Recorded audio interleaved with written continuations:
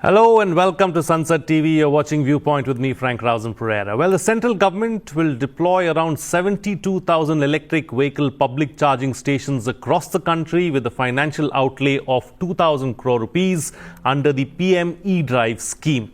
The charging stations will be installed along 50 national highway corridors and at high traffic locations such as metro cities, toll plazas, railway stations, airports, fuel outlets and state highways.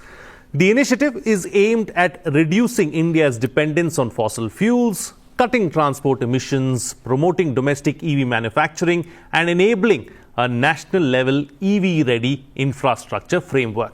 In this edition of Viewpoint, we will analyze how to boost EV charging infrastructure in the country and what impact will that have on the ecosystem as a whole.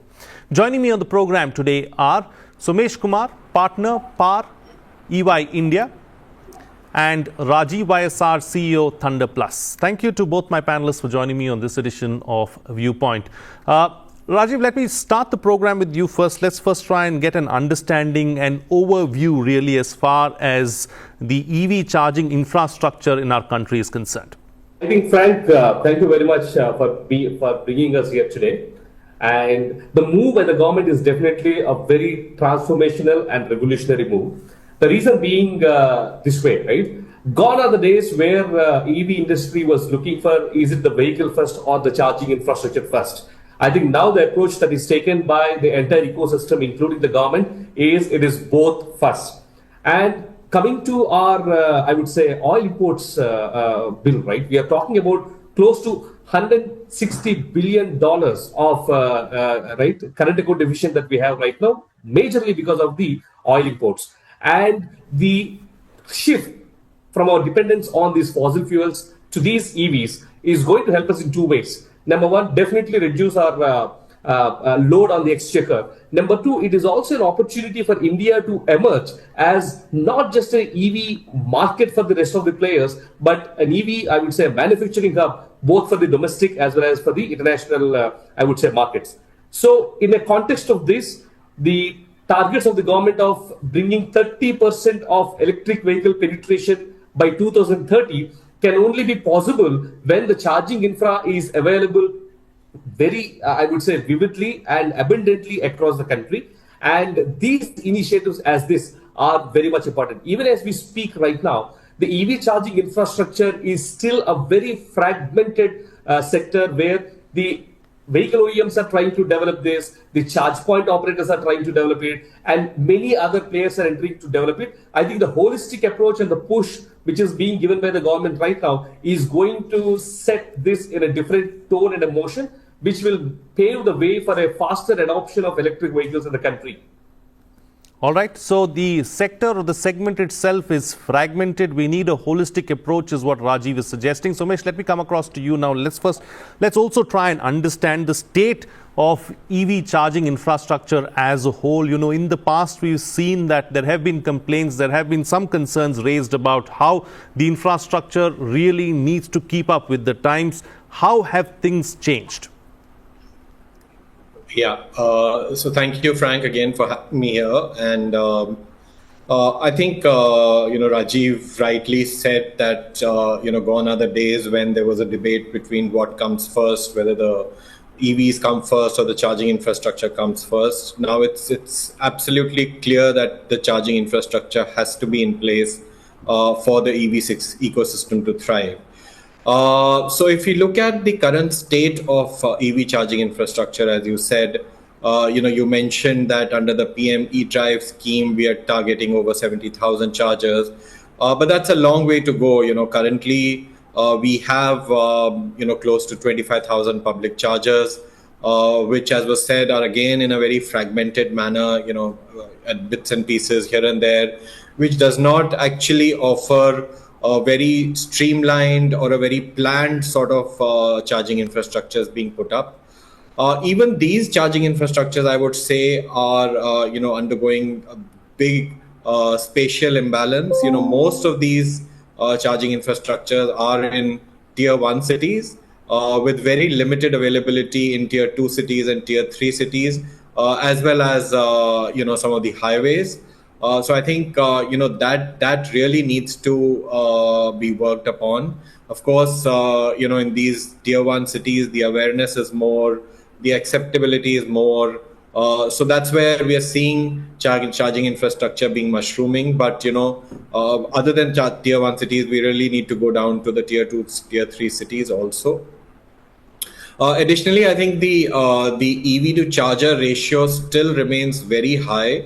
I think it's almost 135 to 1.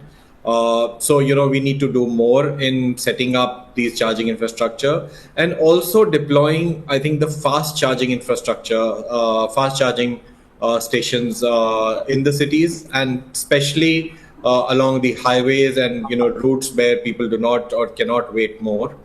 I also feel that the home and workplace charging are becoming critical.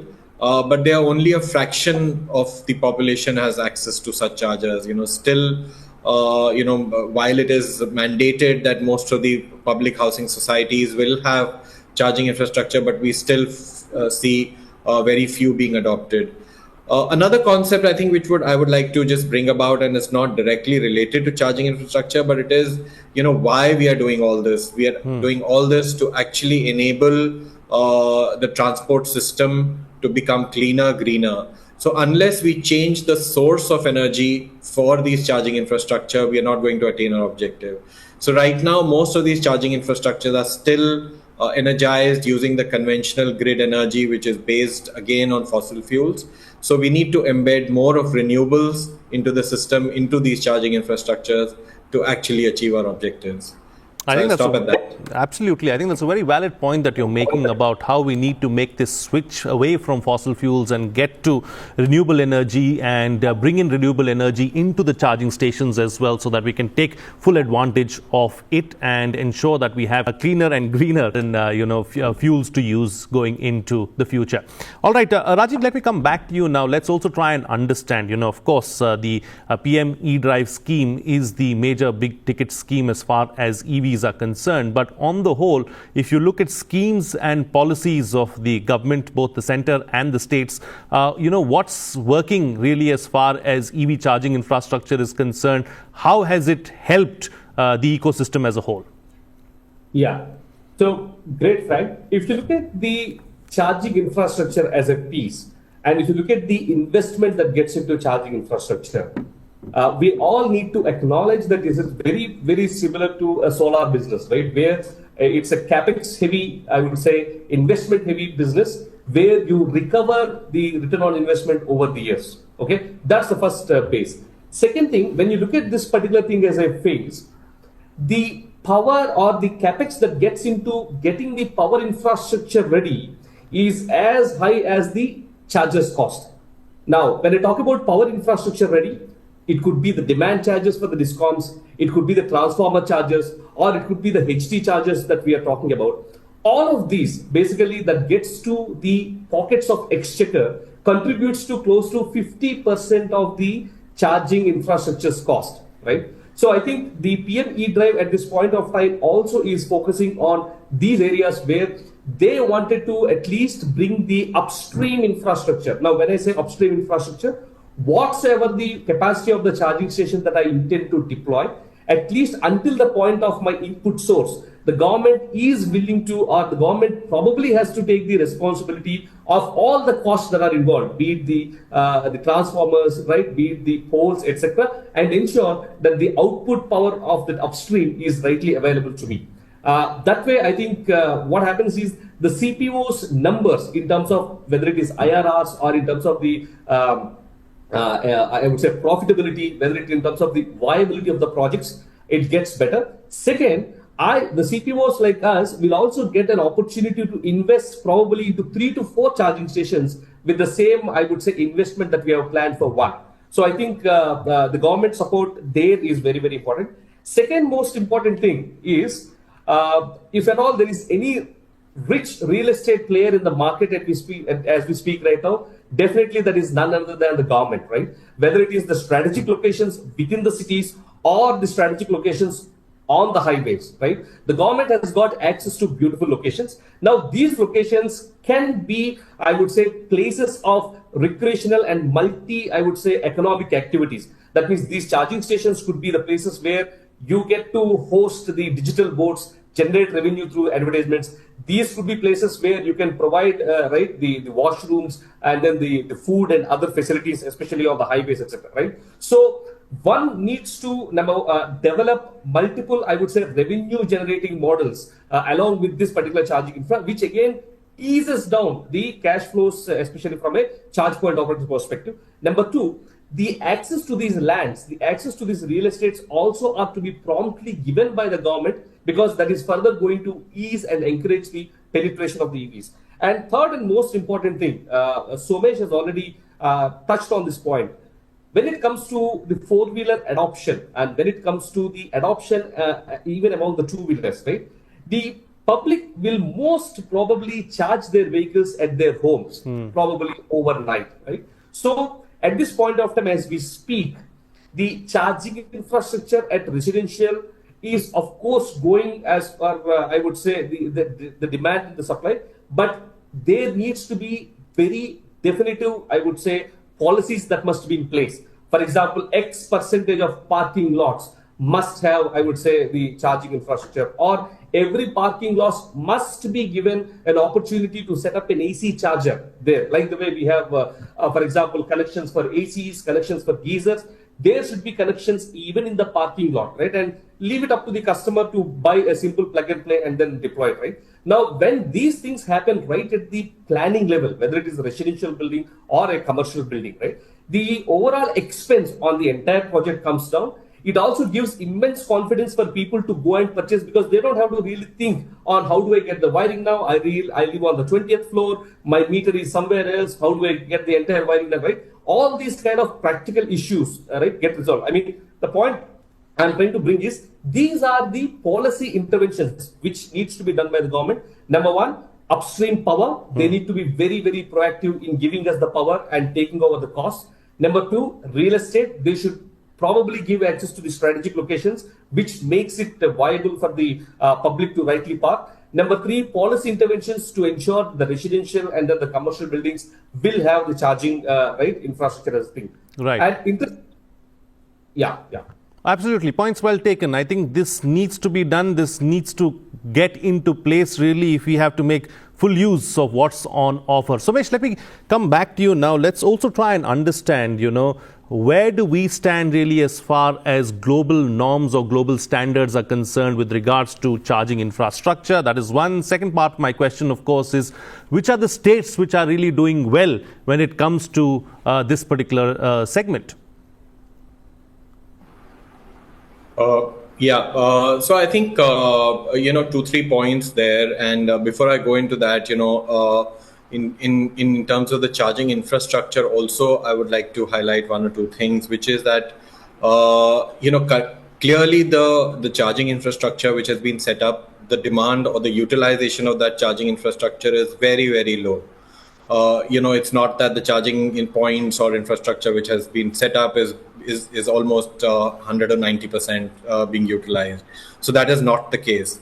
So a very important thing to encourage private sector to set up, and this is not being set up by government. So, this is being set up by private sector with a motive to make profit, which is reasonable. So I think there needs to be some mechanism in policies, etc., to incentivize setting up of these charging infrastructure, even till the time when the utilization happens. So, some sort of incentive probably could be considered. It's very important.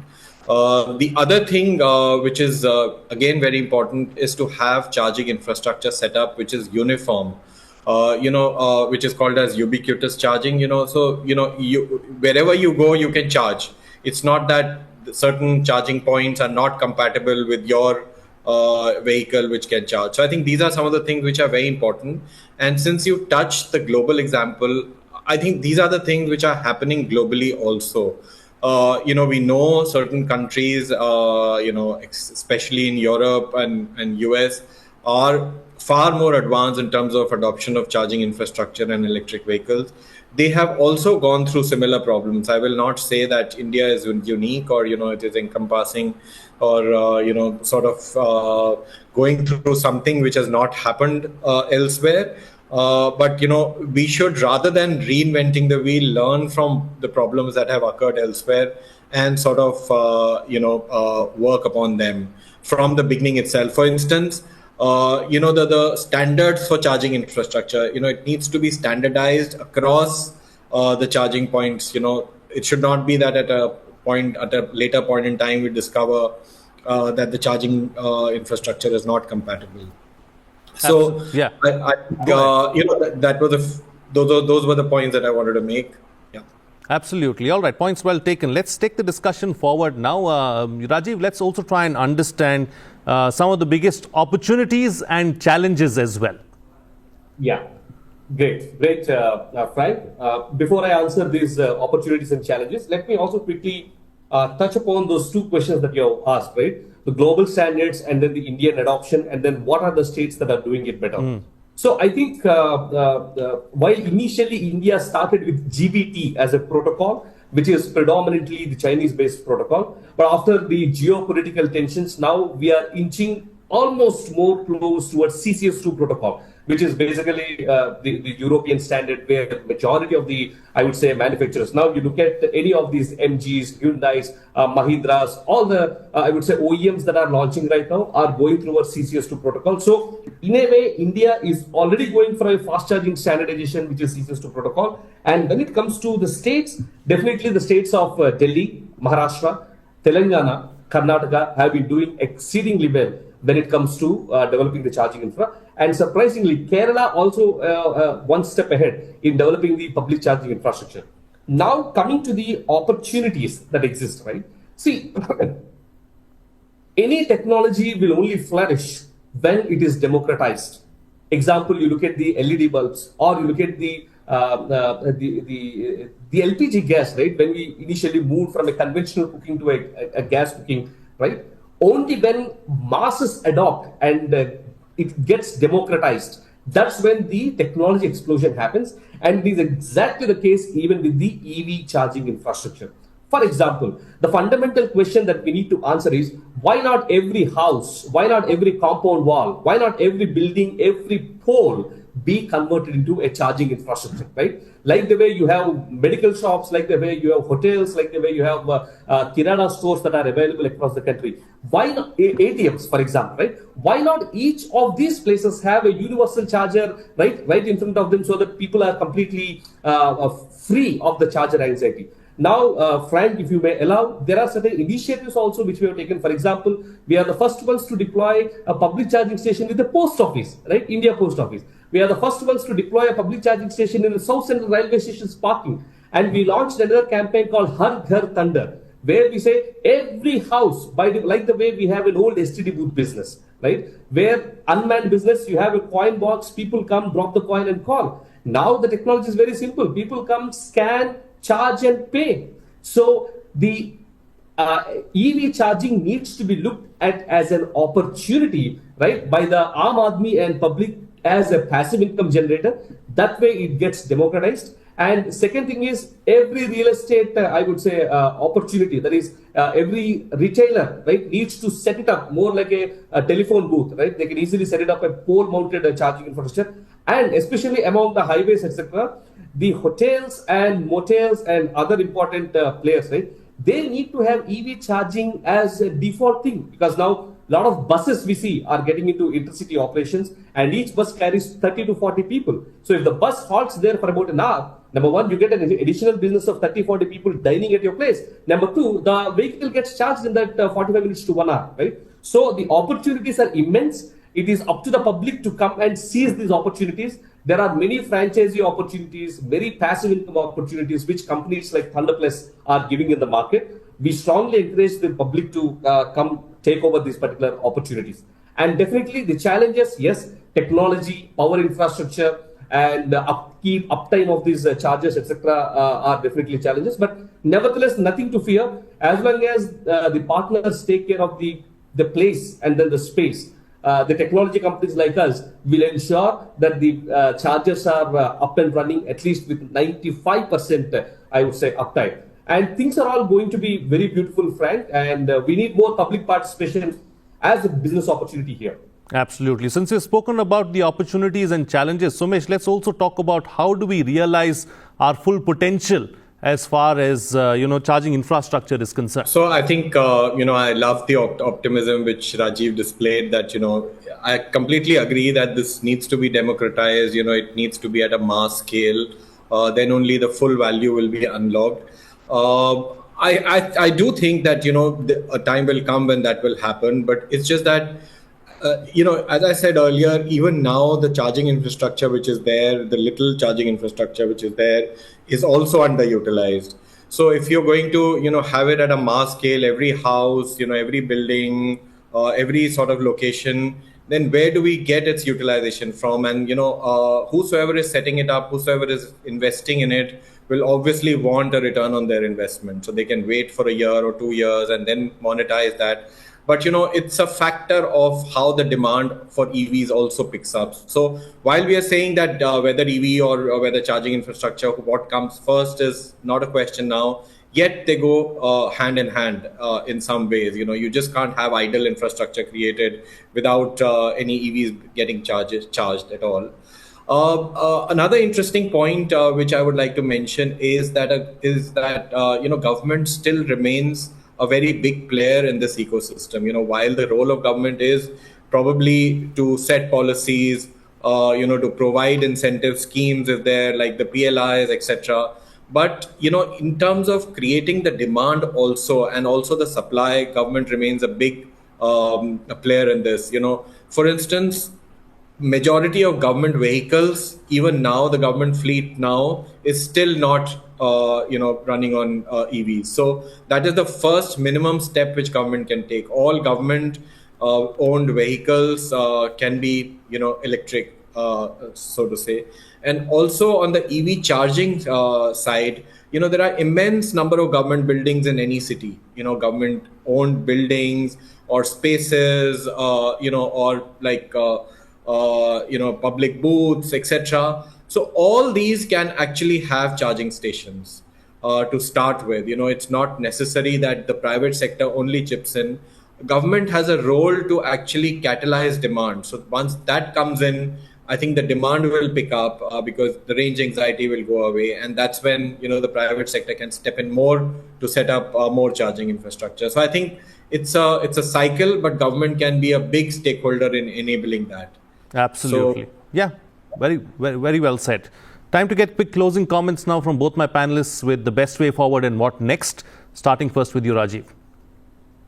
Yeah, I think the days are great.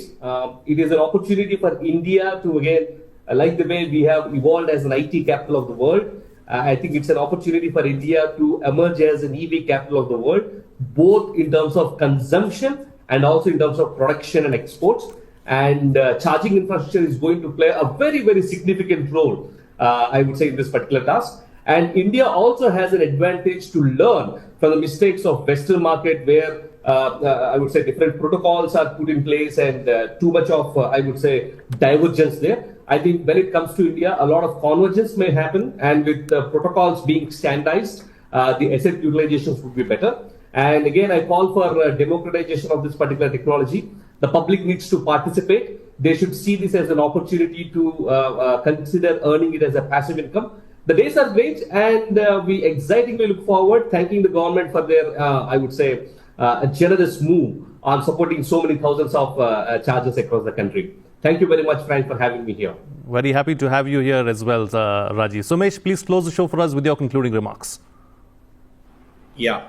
So I would just like to make 3 points, slightly different from the charging infrastructure. Charging infrastructure, of course, goes, as I said, hand in hand with the EVs. So I think for promotion of EVs and creation of demand itself, I think 3 things are needed. One is the first one is to actually look at the cost. So, the cost of EVs still remains high, and that's essentially because of 2 things. One, the battery cost is high, which needs to be, still we are depending on imported batteries, China, South Korea, etc. a lot. So it needs to we need to do something about it. And government is coming up very proactive measure. It has come up with PLI schemes, etc. So that needs to be seized in the full manner. In that only is that a lot of ancillaries also, a lot of EV components, etc., are also all imported. So which again adds to the cost. So we need to somewhere create the ecosystem for those as well. The next thing, the second point which I wanted to make is about financing, both EV charging infrastructure and EVs. So we still feel that the financing can go a long way in improving the availability as well as the costs at which finance is available. So that again needs to be looked at. And the last thing which I wanted to mention is the availability of requisite skills in the Indian market. It's not that everybody is trained in e-mobility industry. So we need to bring in the right skill sets also through a conscious measure. And I'm aware that government is looking at a lot of these things through National Skill Development Council and other agencies. I agree, government is doing a great job. I think we just need to carry that forward in the right spirit. Absolutely. All right, gentlemen, we'll have to leave it at that. Thank you so much for joining me on the program and putting things into perspective for us. So what's coming out of this discussion is that the EV charging infrastructure sector or segment as a whole is fragmented. We need a holistic approach to ensure that, all the wheels come together and we move in a cohesive manner.